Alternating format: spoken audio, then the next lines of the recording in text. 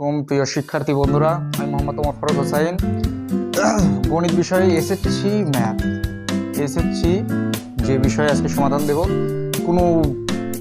কোনো বৃত্তের কিংবা কোনো একটা জ্যামিতিতে কিভাবে বহির শব্দের অর্থ যেটা প্রকাশ করে সেটা হচ্ছে বাহিরে, কিভাবে বৃত্তে কিংবা তোমরা আয়তক্ষেত্রে কিভাবে বহির্বৃত্তটা অঙ্কন করবা, এটা নিজে যে কৌশলটা আমি তোমাদের কাছে দেখাবো সেটা খুব ইন্টারেস্টিং হবে। তোমরা ভিডিওটা কাট না করে পুরো ভিডিওটা দেখবা ইনশাআল্লাহ। তো এখান থেকে লেখা রাখছে বহির্বৃত্ত আকার বৈজ্ঞানিক টেকনিক। তো দেওয়া থাকে যে একটি আয়তাকারের বহির্বৃত্ত আঁকো।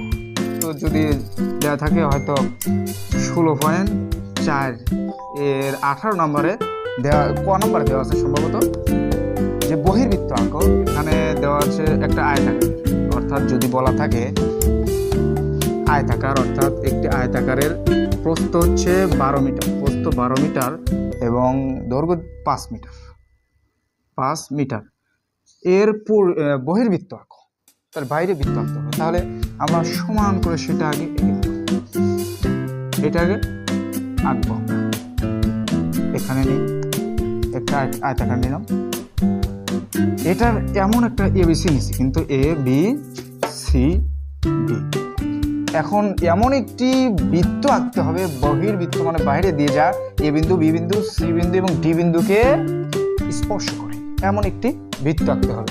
এখন কি করে আমরা বৃত্তটি আঁকবো, দেখো আমরা আগে এইটাকে সমদ্বিখণ্ডক না করে শুধু দ্বিখণ্ডক করব। দ্বিখণ্ডক করে এটা দেখব এবং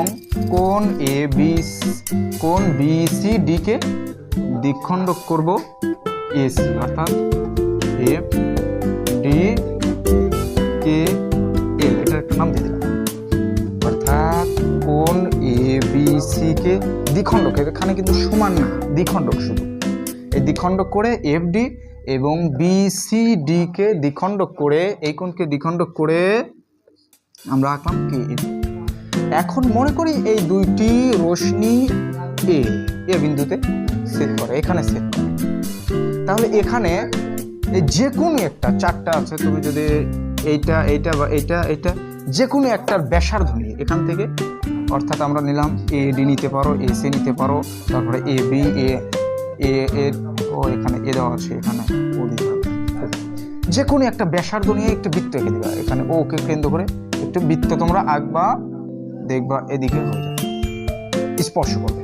অর্থাৎ নির্ণয় বৃত্তটি একটি আয়তাকার ক্ষেত্রের পরিবৃত্ত। আবার যদি তোমাকে বর্গক্ষেত্র একই কথা বলা থাকে তো একই কাজ, তোমরা এদিকে কেটে নিয়ে এখানে থেকে নিয়ে তোমরা এদিকে কাজ করো, বৃত্তটা এঁকে দিলে পরে পরিবৃত্ত হয়ে যাবে।